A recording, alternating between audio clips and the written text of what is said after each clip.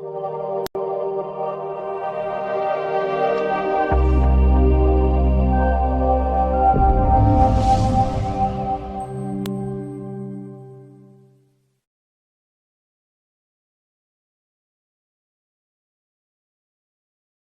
Guys, welcome to Sai study circle. Residential status ಅಲ್ಲಿ ನಮಗೆ 2021 ಅಲ್ಲಿ ಒಂದು ಕ್ವಶನ್ ಇದೆ. ಇದು ಒಂದು ಸ್ವಲ್ಪ ಕಷ್ಟ, ಯಾಕೆಂದ್ರೆ ಡಿಫರೆಂಟ್ ಡೇಟ್ಸ್ ಅಲ್ಲಿ ಹೋಗಿದ್ದಾನೆ.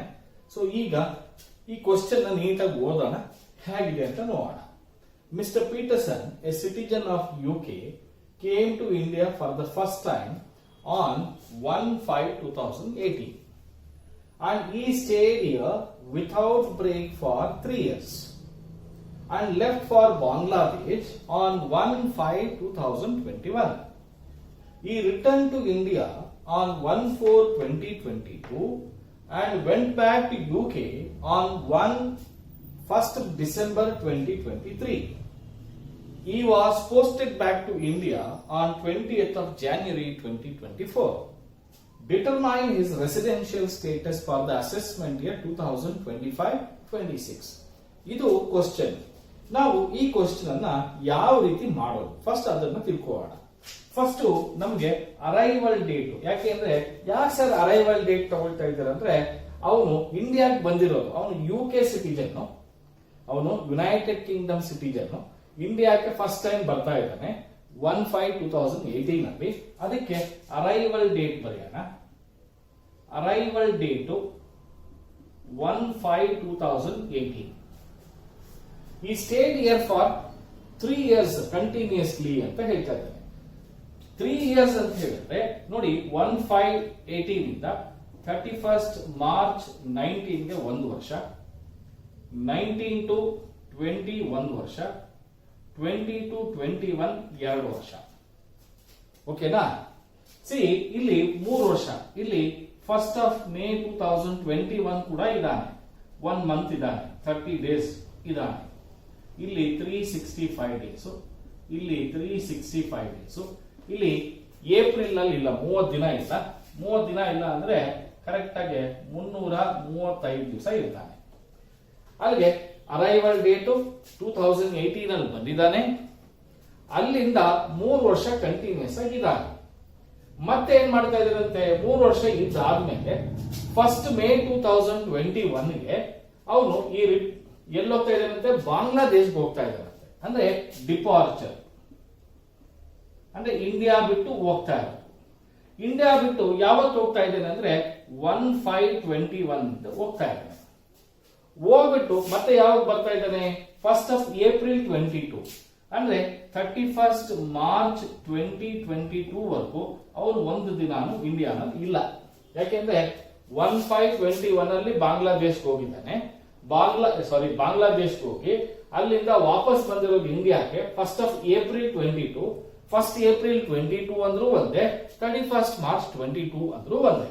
ಸೊ ಅಲ್ಲಿಗೆ ಈ ವರ್ಷ ಒಂದು ದಿನಾನು ಇಲ್ಲ. ನೆಕ್ಸ್ಟ್ ನೋಡೋಣ, ಇದು ಏಪ್ರಿಲ್. ಓಕೆನಾ? Next went back to UK ಆನ್ 1st of December 2023 ಅಂತ ಹೇಳ್ತಾ ಇದ್ದಾನೆ. ಅಲ್ಲಿಗೆ ಅವನು ಬಾಂಗ್ಲಾದೇಶ್ಗೆ ಹೋದವನು ಮತ್ತೆ ವಾಪಸ್ ಬಂದಿರೋದು ಯಾವಾಗ ಬಂದಿರೋದು, ಅವನು ವೆಂಟ್ ಬ್ಯಾಕ್ ಟು UK, ಅಲ್ಲಿಂದ ಯುಕೆ ಹೊರಟೋಗಿದ್ದಾನೆ. ಅಲ್ಲಿಗೆ 1st April 2022 ಇಂದ ಅವನು 1st of December 23 ವರೆಗೂ ಇಂಡಿಯಾನಲ್ಲಿ ಇಲ್ಲ. He was posted back to India. ಎಲ್ಲಿವರೆಗೂ ಇಲ್ಲಪ್ಪ ಅಂತ ಹೇಳಿದ್ರೆ, ಅವನು 20ನೇ ತಾರೀಕು ಜನವರಿ 2024 ವರೆಗೂ ಇಂಡಿಯಾನಲ್ಲಿ ಇಲ್ಲ. ಅಲ್ಲಿಗೆ ಮತ್ತೆ ವಾಪಸ್ ಬಂದಿರೋ date, arrival date 20th of January 2024 ಅಲ್ಲಿ ವಾಪಸ್ಸು ಬಂದಿದ್ದಾನೆ. ಇದು ನಮ್ಮ ಪ್ರೀವಿಯಸ್ ಇಯರ್ಗೆ ಬರುತ್ತೆ. ಈಗ ನಾವು ಏನ್ ಮಾಡಬಹುದಪ್ಪ ಅಂದ್ರೆ, ಬೇಸಿಕ್ ಕಂಡೀಷನ್ ನಂಬರ್ 1 ನೋಡೋಣ. ಏನ್ ಹೇಳುತ್ತೆ, 182 days in the previous year 24-25 ಅಂತ ಹೇಳ್ತಾರೆ. ನೋಡಿ, April, May, June, July, August, September, October, November, December, January, February, March. ಈಗ ನಾನು ಅವನು ವಾಪಸ್ ಬಂದಿರೋದು 25 ಅಂತ ಅನ್ಕೋಣ, 25 ಅಂತ ಅನ್ಕೋಣ. ಅಲ್ಲಿಗೆ ಅವನು 2024 ಅಲ್ಲಿ ಏಪ್ರಿಲ್ ಅಲ್ಲಿ ಒಂದು ದಿನಾನೂ ಇಲ್ಲ, ಜನವರಿ 20ನೇ ತಾರೀಕು ಬಂದಿದ್ದಾನೆ. ಅಲ್ಲಿಗೆ ಜನವರಿ 21 20 ಇದಾನೆ ಅಂತ ಅನ್ಕೋಣ. 20, 21, 22, 23, 24, 25, 26, 27, 28, 29, 30, 31 ಹೆಚ್ಚು ಕಡಿಮೆ 12 ದಿವಸ ಇದ್ದಾನೆ.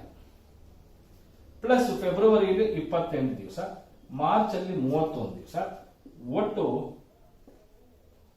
71 ದಿನ ಇದ್ದಾನೆ. ಇಲ್ಲಿ ಮೊದಲನೇ ಬೇಸಿಕ್ ಕಂಡೀಷನ್ ಮಾಡೋದಕ್ಕೆ ಸಾಧ್ಯನೇ ಇಲ್ಲ, ಯಾಕೆಂದ್ರೆ 182 ಡೇಸ್ ಇಲ್ಲ. ಎರಡನೇ ಬೇಸಿಕ್ ಕಂಡೀಷನ್ ಆಗುತ್ತಾ ಅಂದ್ರೆ ಎಸ್ ಆಗುತ್ತೆ, ನೋಡೋಣ ಆಗುತ್ತೆ ಇಲ್ಲ ಗೊತ್ತಿಲ್ಲ. 60 ಡೇಸ್ ಅಂತೂ ಇದ್ದಾನೆ. ಹಾಗಾದ್ರೆ ಮೊದಲನೇ ಬೇಸಿಕ್ ಕಂಡೀಷನ್ ಆಯ್ತು. ಎರಡನೇ ಬೇಸಿಕ್ ಕಂಡೀಷನ್ ಅಲ್ಲಿ ಪ್ರೀವಿಯಸ್ ಇಯರ್ ಅಲ್ಲಿ 2024-25 ಅಲ್ಲಿ 60 ಡೇಸ್ ಇರಬೇಕು, ಬಟ್ ಅವನು ಮೋರ್ ದ್ಯಾನ್ 60 ಡೇಸ್ ಇದ್ದಾನೆ, 71 ಡೇಸ್ ಇದ್ದಾನೆ.